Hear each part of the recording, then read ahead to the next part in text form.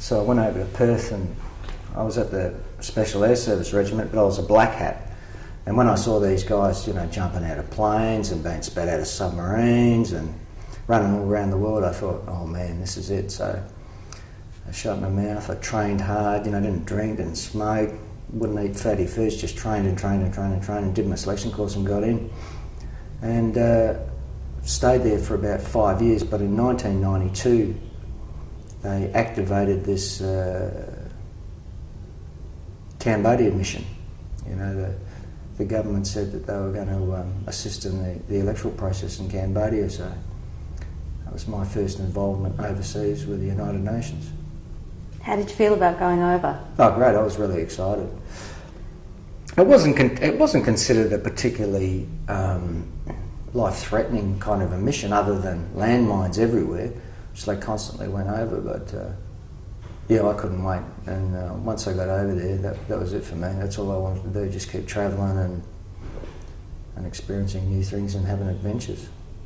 So what was it like when you landed in country in Cambodia? Well, we were the first 30. They took 7 of us from the regiment. We weren't allowed to wear our berets or make any reference to the SAS. I don't know why they did that, you know, and I don't know why they specifically targeted us within that group to go over there, but I guess they sort of wanted the other skills that we had as well, and ended up that they did use them, because in the early stages the French were flying us around in helicopters, and we're doing reconnaissance on airfields, abandoned airfields. We'd look at what power supplies they have, we'd measure the distance, their orientation by the compass, so they could be used as, I guess, staging posts if anything went wrong in the mission. So that was a kind of ability that a normal technician wouldn't have, I guess. So, you know, we were photographing it, we'd put them in documents and we'd hand them to the bosses. But basically my role was as an electronics technician, as part of a crew for 3 or 4 guys that would get together at a certain place within Cambodia. They set up a communications facility, because our job in the Australians was to provide communications. And we would just make sure the radios were up and running, information was going backwards and forwards. As they moved from Phnom Penh to the rest of the country, they would just put detachments out there that would provide a headquarter facility, a few UN people. We were asked actually if we wanted to go to Siem Reap, where the Temple of Angkor Wat was, and we just wanted to get out of Dodge because we were confined to barracks. There didn't seem to be any direction, and you know, the officers got to go out and meet with all the NGOs, and we were stuck in this bloody small compound, the 30 of us, working 7 days a week and for hours, under the guise that if you keep them busy they can't get into too much trouble, which I suppose was a good idea at the time. But they never actually removed that confined to barracks. I think it just got breached so badly that it just sort of dissolved, because it got a bit much at the end of the day. It was annoying. We weren't allowed to speak to the Cambodians out the front, and there were thousands of them. They just stared at us. They just come and watch us do the most basic thing, you know. Just stared, just never seen anything like it, you know. Didn't know where we were from, and a lot of them thought we were Soviet, which was interesting. I think that was a legacy from the Vietnam conflict. And we weren't supposed to speak them, but it just that dissolved as well. It just seemed ridiculous to us that, you know, that we wouldn't speak to them. We'd done Khmer training, and very nice people. And then after that initial 30, other troops started to roll in from other countries, and Commander, we got posted to this place called Siem Reap, about 5 kilometres from the Temple of Angkor Wat, and it was fantastic. I mean, you couldn't walk anywhere, but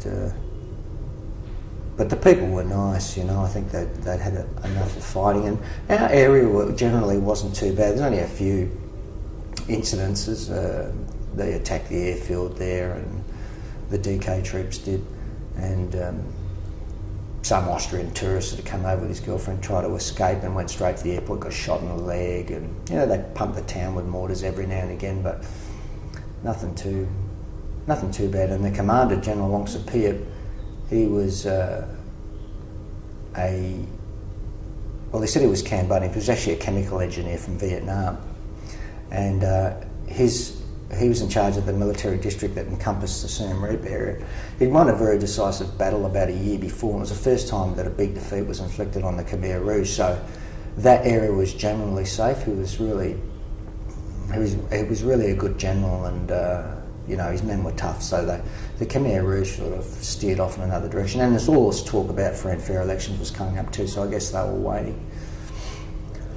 So we stayed in Siem Reap providing communications for a while, and then they formed these things called SIT teams. One of the problems with the UN is you get people from so many different countries and skill levels that verifying things like ceasefire violations becomes very subjective. Like the reports would come through, 1,000 rounds of artillery landed in this particular area, but you'd go out there and you couldn't find one shell scrape. But these people from some of the UN countries would report this as not as fact, but sometimes as fact without verifying it.